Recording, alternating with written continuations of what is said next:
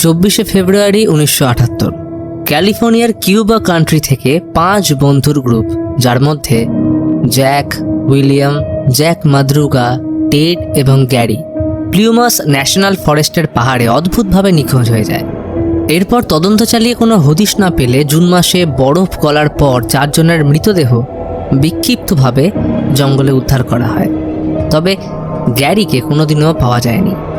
ক্যালিফোর্নিয়ার ইউবা কাউন্টি 5-এর এই ঘটনা গোটা পৃথিবীর কাছে আজও ভীষণ রহস্যময়। এই ঘটনার আঙ্গিকে 2017 সালে রিলিজ হয় দ্য রিচুয়াল নামের মুভি, যার ঘটনা নিয়ে আজকের এই ভিডিও। 5 বন্ধু, লুক, ডম, হাচ, ফিল এবং রব অনেকদিন পর একসাথে হয়েছে, তাই বারে বসে প্ল্যানিং চলছে ট্রিপের। সবাই যে যার মতো জায়গা সাজেস্ট করছিল। রব সুইডেনের পাহাড়ে হাইকিংয়ের জন্য যেতে বললে তেমন কেউ রাজি হয় না, যার কারণে আড্ডা আরও এগিয়ে চলে। তারা বার থেকে বেরিয়ে লুক ও রব ওয়াইন শপে ভডকা কিনতে ঢুকে দেখে ওয়াইন শপের ওনার বিধ্বস্ত অবস্থায় এক কোণে পড়ে রয়েছে। পরিস্থিতি বোঝার আগেই কয়েকজন গুন্ডা ভেতর থেকে বেরিয়ে আসলে বুঝতে পারে যে দোকান হাইজ্যাক হয়েছে। সুযোগ বুঝে লুক সাইডে লুকিয়ে পড়লে ওরা রবের থেকে ওয়ালেট এবং ওয়েডিং রিং ডিমান্ড করে। রব টাকা দিতে রাজি হলেও রিং দিতে না চাইলে একজন আচমকা রবের উপর অ্যাটাক করে মেরে ফেলে। তখনই আচমকা লুক জেগে উঠলে এই ঘটনার ঘোর কাটে। ওই দিনের ঘটনা লুকের কাছে এখনও দুঃস্বপ্নের মতো তাড়া করে বেড়ায়। বন্ধুকে বাঁচাতে সে যদি সাহস নিয়ে আগে বেরিয়ে আসতো তাহলে হয়তো এমনটা হতো না, যার কারণে সকল বন্ধুদের মধ্যে লুক সবথেকে বেশি নিজেকে দোষী মনে করে। সব বন্ধুরা কয়েক মাস পর রবের স্মৃতির উদ্দেশ্যে নর্থ সুইডেনের কিংস ট্রায়ালে ট্রেকিং করছে, কারণ সে এখানে আসতে চেয়েছিল। বন্ধুরা ট্রাভেল করে একটা উঁচু জায়গা দেখে রবের উদ্দেশ্যে স্ট্রাইন বানিয়ে ওয়াইন ড্রিঙ্ক করে রবের জন্য কিছুটা উৎসর্গ করে। বন্ধুদের মধ্যে হাজ সর্বদা লুককে বোঝায় যা হয়েছিল সেটার জন্য ও দায়ী নয়, কিন্তু এই মনকে বোঝানো তো সহজ না। তারা আজকের রাতটা এখানে বিশ্রাম নিয়ে কাল ফার্স্ট মর্নিংয়ে যাত্রা শুরু করবে ভেবেছিল, কিন্তু সকালে উঠতেই প্রচণ্ড বৃষ্টি। কোনো রকমে সব গুছিয়ে বৃষ্টির পর ট্রেকিং শুরু হলো। কিন্তু মাঝপথে ডমের অ্যাঙ্কেল ঘুরে গেলে হাচ ম্যাপ দেখে সিদ্ধান্ত নেয় পাহাড়ের খাড়াই রাস্তায় না উঠে পাশের জঙ্গল ধরে তারা ট্রেকিং কন্টিনিউ করবে। সেই মতো জঙ্গলের রাস্তায় কিছুটা ঢুকতেই সবাই চমকে ওঠে, কারণ সামনের বড় গাছের উপর একটা বন্য পশুর লাশ ঝুলছিল। কেউ মাঝখান থেকে সেটাকে বিভৎসভাবে চিড়ে ফেলেছে। উপর থেকে কয়েক ফুট নিচে পড়ে রয়েছে শরীরের ভিতরের অংশ। এমন কাজ কোনো ভালুক বা হিংস্র পশুর করার তো কথা নয়। সবথেকে বড় কথা, শরীর থেকে এখনও টাটকা রক্ত পড়ছে, অর্থাৎ মৃত্যুটা খুবই রিসেন্ট। ওরা ব্যাপারটা নিয়ে বেশি মাথা না ঘামিয়ে আরও এগিয়ে চলল। আকাশে আবার মেঘ জমছে। যা ভয় পাচ্ছিল সেটাই হলো। কিছুক্ষণের মধ্যে ভীষণ বৃষ্টি নামে, সাথে বিদ্যুতের ঝলকানি ও মেঘের গর্জন। তারা সিদ্ধান্ত নিল এখানেই আপাতত তাঁবু খাটাবে, কিন্তু লুকিয়ে নজর যায় সামনের গাছগুলোর দিকে। গাছে অদ্ভুত সব চিহ্ন। তবে জঙ্গলের ভিতরে একটা পরিত্যক্ত ঘর দেখতে পেলে মনোযোগ বেশিক্ষণ চিহ্নগুলোতে আটকে রইল না। দরজা ভেঙে সবাই ভিতরে প্রবেশ করল। যাক, তাঁবু খাটিয়ে বৃষ্টির মধ্যে আর বাইরে থাকতে হবে। লুকের হঠাৎ মনে হয় জঙ্গলের ভিতর থেকে কোনো এক অপার্থিব আওয়াজ কান ছুঁয়ে বেরিয়ে গেল। মনের ভুল নাকি? তবে রহস্য শুধু বাইরে নয়, ঘরের ভিতরেও, কারণ উপর থেকে ঝুলছে গাছে আঁকা ওই চিহ্নগুলো। জায়গাটা ভালো ঠেকছে না। আচমকা চিলেকোঠা থেকে ফিলের চিৎকার। অন্ততন্ত হয়ে উপরে আসলে দেখে বসানো রয়েছে খড় দিয়ে বানানো মুন্ডবিহীন এক অদ্ভুত স্ট্রাকচার। তার 2 হাতে ধরা শিংয়ের ন্যায় কিছু জিনিস, আর পাগুলো কোনো পশুর মতো। বাইরে অপার্থিব আওয়াজ এবং ভিতরে এমন অলিক মূর্তি। হাচের মতে ওটা আদিবাসীদের কোনো জঙ্গলের দেবতা বা স্পিরিট। তবে যাই হোক, এই বৃষ্টির মধ্যে বেশিক্ষণ জেগে লাভ নেই, তাই সকলে ঘুমিয়ে পড়ে। মাঝরাতে অহরহ অবাধ্য বিদ্যুতের ঝলকানি কারোর অনুমতি ছাড়াই যেন বারবার ভিতরে ঢুকে পড়ছে। আচমকা একটা বিদ্যুতের আলো থেমে যায়। লোকের ঘুম ভেঙে বাইরে তীব্র আলো দেখে দরজা খুলতেই দেখে ও সেদিনের ওয়াইন শপে পৌঁছে গেছে। হঠাৎ দমকা আওয়াজে লুকের সম্বিত ফিরলে দেখে বুকের মাঝে 3টে গর্ত। কি কারণে কিভাবে হলো কোনো উত্তর নেই। হঠাৎ হাজের চিৎকার শুনে ভিতরে আসলে দেখে ও দুঃস্বপ্ন দেখে টয়লেট করে ফেলেছে। ডম অদ্ভুত ভঙ্গিমায় বসে বউয়ের নাম আউড়ে যাচ্ছে, আর উপরে ঘরের মূর্তির সামনে ফিল উলঙ্গ অবস্থায় পুজোর ভঙ্গিতে বসে। লুক হতভম্ব, তাকে কি বলবে কিছুই ভেবে পাচ্ছে না। তবে ব্যাপারটা নিয়ে বেশি কেউ ঘাটালো না। সকলে সম্বিত ফিরে সুস্থ হয়ে বেরোতেই চমকে উঠল। বাইরের সব কটা গাছে রাতারাতি ওই অজানা সাংকেতিক চিহ্নগুলোয় ভরে গেছে। হাজ ভেবেছিল সাউথ ওয়েস্টের রাস্তা ধরে এগোবে, কিন্তু ডম অন্য একটা রুট দেখিয়ে সেদিকে যেতে বলে, কারণ পথ নতুন সভ্যতার দিশারি। অতএব সবাই গহীন জঙ্গলের রাস্তা ধরে হেঁটে চলল। মন চাইছে রাতের ঘটনা নিয়ে কথা বলতে, কিন্তু কারোর কাছে কোনো সঠিক এক্সপ্লেনেশন নেই। জঙ্গলের গভীরতার সাথে রহস্য যেন সমান তালে বেড়ে চলেছে। এরই মধ্যে রাতে যে বাড়িতে আশ্রয় নিয়েছিল ঠিক তেমনই আরেকটা ঘর নজরে পড়লে কারোর ঢোকার সাহস হয় না। এদিকে পায়ের ব্যথা বেড়ে যাওয়ায় ডম বসে পড়ে। হাজের এক মুহূর্ত সময় নষ্ট করতে ভালো লাগছে না, কিন্তু কী বা করা যায়। লুক বাকিদের রেস্ট করতে বলে একা উপরে যায় রাস্তা খোঁজার জন্য, কিন্তু সুবিধে হলো না। জঙ্গলের এদিকটা যেন আরও নিস্তব্ধ, শুধু মাঝের মধ্যে কাঠঠোকরার শব্দ আসছে। নজর যায় গাছের সারির মাঝে। মনে হলো বিশাল আকার কিছু একটা বিকট আওয়াজ করে সরে গেল। লুক আর এক মুহূর্ত সময় নষ্ট না করে বন্ধুদের এসে ব্যাপারটা জানায়, কিন্তু ওরা কেউ বিশ্বাস করতে না চাইলে লুক বুকের ক্ষতস্থান দেখিয়ে বলে, এটার কোনো উত্তর জানা আছে?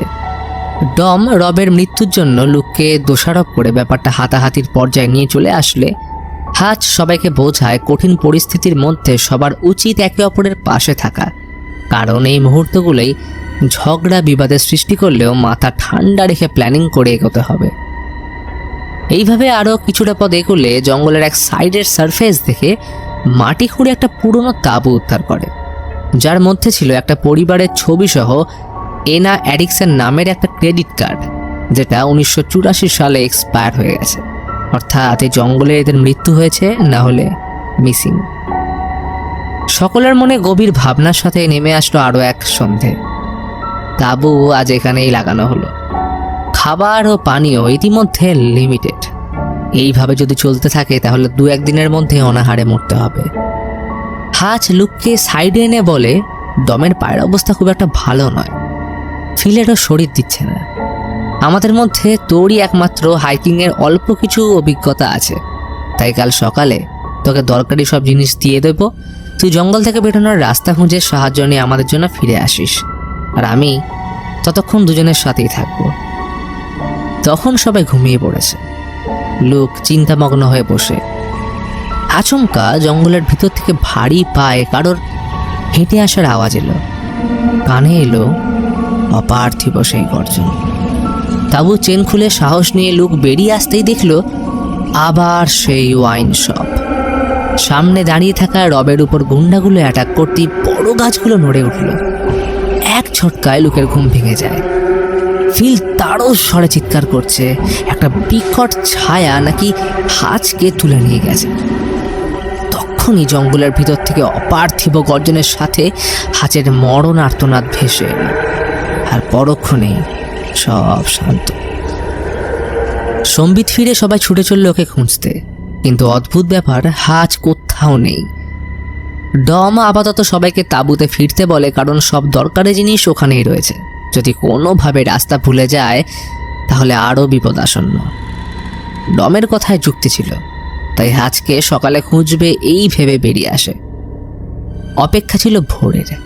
অল্প আলো ফুটতেই জঙ্গলে পুনরায় খুঁজতে ঢুকলে সবাই থমকে দাঁড়িয়ে গেল। সামনের বড় গাছটায় ঝুলছে হাজের দেহ। পাশবিক শক্তি দিয়ে বুক থেকে কোমর অবধি কেউ ছিঁড়ে দিয়েছে। বন্ধুর এমন মর্মান্তিক মৃত্যু চোখে দেখা যায় না। হাজের বউ বাচ্চাকে কি জবাব দেবে ওরা? অবশেষে ডমের কথায় বন্ধুকে গাছ থেকে নামিয়ে ওকে কোনো মতে কবর দিয়ে এগিয়ে চলল বাঁচার আশায়। এতক্ষণে সবাই বুঝে গেছে ওই অভিশপ্ত বাড়িতে রাতে যে দুঃস্বপ্নগুলো দেখেছিল সব একে একে সত্যি হচ্ছে। ডম বেশি কথা বাড়ায় না। হাচ যে পথে যাওয়ার কথা বলেছিল সেই রাস্তা ধরে এগিয়ে চলল। কয়েক ঘন্টা চলার পর মরীচিকার মতো জলের ক্ষীণ স্রোতের সন্ধান পেলে তেষ্টা নিবারণ করল। লুক খেয়াল করে ভেজা মাটির উপর অদ্ভুত গোল একাধিক পায়ের ছাপ, যেটা ক্রমশ জঙ্গলের ভিতর চলে গেছে। তবে পথ বরাবর যতগুলো বড় গাছ রয়েছে সবকটা ভাঙা। তাই এগিয়ে গেল সাউথ ওয়েস্টের দিকে। তবে এইভাবে আর কতক্ষণ, শরীর সাথ দিচ্ছে না। লোক সোজা উপরে উঠে আসলে নজর পড়ে দূরের জঙ্গলে জ্বলতে থাকা বস্তির মশালের দিকে। লুক নিচে দুজনকে বলতে আসলে আচমকা ফিলকে কেউ তুলে নিয়ে যায়। গগন ফাটা সেই অপার্থিব আওয়াজে জঙ্গল কেঁপে উঠল। লুক ছুটে পালাতে গেলে মাথায় চোট লাগায় এক ঝটকায় রবের ভিশন দেখতে পায়। এরপরেই সম্বিত ফিরলে দেখে সামনে পড়ে আছে ফিলের রক্তমাখা টর্চ। তখনও সেই অজানা শক্তির উপস্থিতি জঙ্গলে টের পাওয়া যাচ্ছে। ডম আর লুক গাছের গুড়ির পিছনে লুকিয়ে পড়ে। তাতে যেমন করেই হোক জঙ্গল পেরিয়ে ওই বসতির জন্য পৌঁছতে হবে। আর দেরি করা যাবে না। দুজনে একে অপরকে ধরে দৌড়াতে শুরু করলো। কোনো রকমে জঙ্গল পার করে বস্তির মধ্যে প্রবেশ করতেই আঁতকে ওঠে, কারণ পাশের গাছটায় ফিলের বডি ঝুলছে।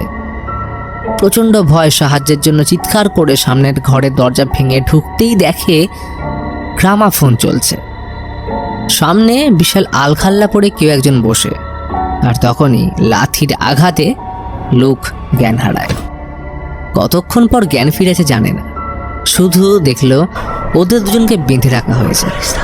বাইরে থেকে আসছে এক অদ্ভুত আওয়াজ, কোনো মন্ত্র নাকি নরকদ্বারের চিৎকার, বোঝা দেয়। লুক কাঠের ফুটো দিয়ে বাইরেটা দেখার চেষ্টা করলো। কয়েকজন লোক কাঠ কেটে কিছু একটা তৈরি করার জন্য নিয়ে যাচ্ছে। টেবিলের উপর রাখা কাঁচের শিশি ব্যবহার করে নিজেকে মুক্ত করতে গেলে দুজন লোক এবং একজন বয়স্ক মহিলা প্রবেশ করে। এরা কে, কি চায় কিছুই জানে না। এরপর মহিলাটিও নিজের বুকে ওই একই ক্ষত দেখায়, অর্থাৎ এখানে যা হচ্ছে এই ব্যাপারে সবাই অবগত। তবে বয়স্ক মহিলাটা ডমকে জল না দিয়ে অদ্ভুত ভাষায় ওই দুজন লোককে অর্ডার করলো তাকে তুলে নিয়ে যেতে। তখনই ওরা ডমকে পাশের ঘরে নিয়ে গিয়ে নৃশংসভাবে মারতে শুরু করে। ইতিমধ্যে একজন মহিলা এসে লুককে বলল তারা বলি দেওয়ার প্রস্তুতি নিচ্ছে। কথাটা শুনতেই লুক জ্ঞান হারায়।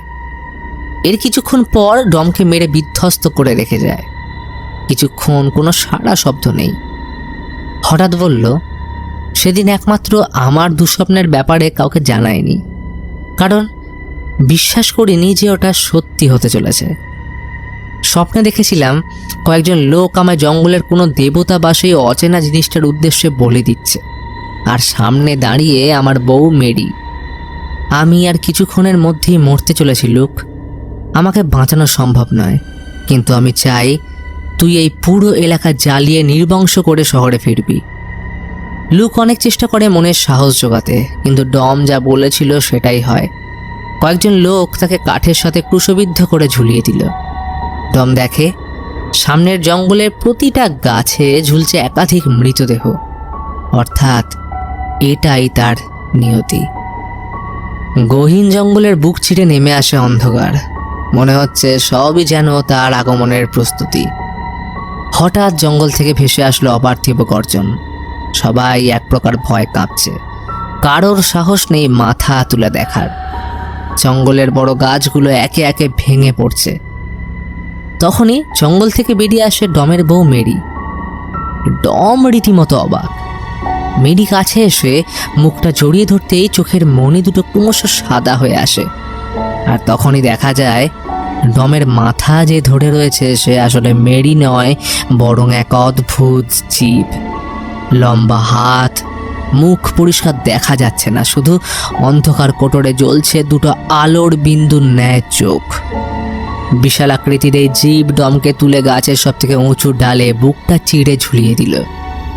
কাঠের ঘরের ফুটো দিয়ে কাঁপতে কাঁপতেই ভয়ানক দৃশ্য লুক দেখছে। সে কি করবে কিছুই ভেবে পায় না।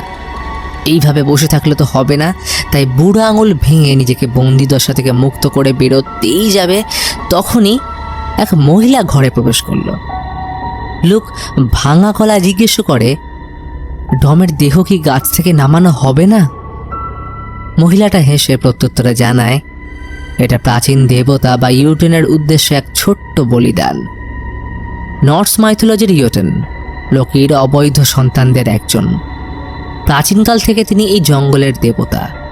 আসলে নর্স মাইথোলজি অনুযায়ী ইউটেনদের ক্রিয়েশন হয়েছিল ভগবান এবং মানুষদের বিরুদ্ধে লড়াইয়ের জন্য, যারা বেশিরভাগ সময় মিডগার্ড এবং অ্যাসগার্ডে থরের কাজে বাধা প্রদান করত। সুইডেনের জঙ্গলে এই প্রজাতি ইউটেনের পুজো করে এবং তার নাম মুখে আনাও পাপ। ইউটেন তাদের রক্ষা করে এবং পার্থিব সমস্ত ব্যথা, বেদনা ও মৃত্যু থেকে বিরত রাখে। প্রতি বছরই জঙ্গলে আসা বিভিন্ন গ্রুপদের থেকে একজনকে বেছে নেয় ইউটেন, যাতে সে তাকে পুজো করে। আসলে যার মধ্যে কোনো বিষয় নিয়ে দুঃখ, অনুতাপ বোধ সব থেকে বেশি থাকে, ইউটেন তাকেই চয়েস করে। যেমন এই ক্ষেত্রে রবের মৃত্যুর জন্য লুক নিজেকে বেশি দোষারোপ করত, ফলে মনের মধ্যে ক্রমাগত দ্বন্দ্ব চলতেই থাকে। মহিলাটি বলে, যদি তুমি নতজানু হয়ে তাকে মান্য করে পুজো না করো, তাহলে ইউটেন তোমাকেও মেরে ফেলবে। মহিলাটি চলে যাওয়ার পর লুক সেখান থেকে বেরিয়ে আসতে গেলে হঠাৎ শুনতে পায় গোঙানির শব্দ। মশাল হাতে পাশের দরজা খুলে ভিতরে প্রবেশ করলে চমকে ওঠে, কারণ সেখানে বিক্ষিপ্তভাবে পড়ে রয়েছে একাধিক জীবন্ত লাশ। তারা না মরেও এক অদ্ভুত অবস্থায় বেঁচে রয়েছে। সে বুঝতে পারে এদের কাছে অমরত্বের আসল অর্থ কী।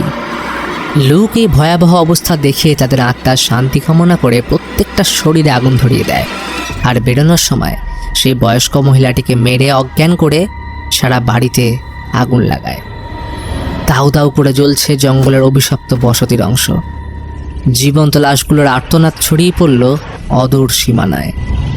তখনই জঙ্গল থেকে হুঙ্কার দিয়ে বেরিয়ে আসে ইউটেন। তাকে দেখা মাত্রই সবাই মাথা নিচু করে বসে পড়ে।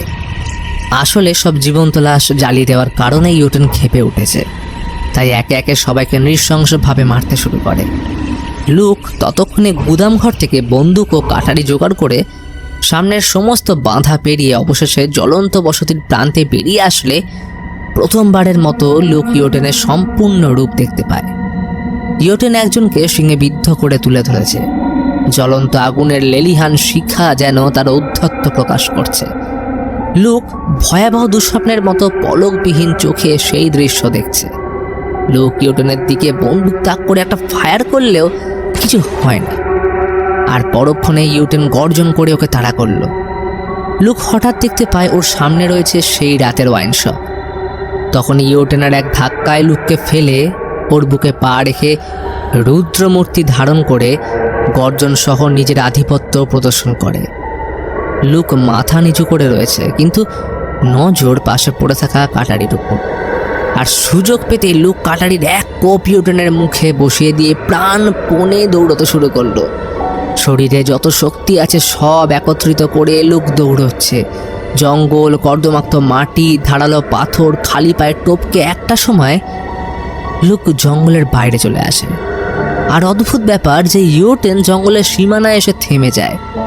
সে কিছুতেই এপারে আসছে না, অর্থাৎ ইউটেনের আধিপত্য এবং অভিশাপ নির্দিষ্ট জায়গাতে সীমাবদ্ধ। লুক ওর দিকে তাকিয়ে সমস্ত দুঃখ কষ্টের বাঁধা টপকে চিৎকার করে ওঠে। মনে জমিয়ে রাখা এতদিনের অনুতাপ বোধ এক নিমেষে শেষ করে যেন চিরজীবনের মতো সে বেরিয়ে আসতে পেরেছে।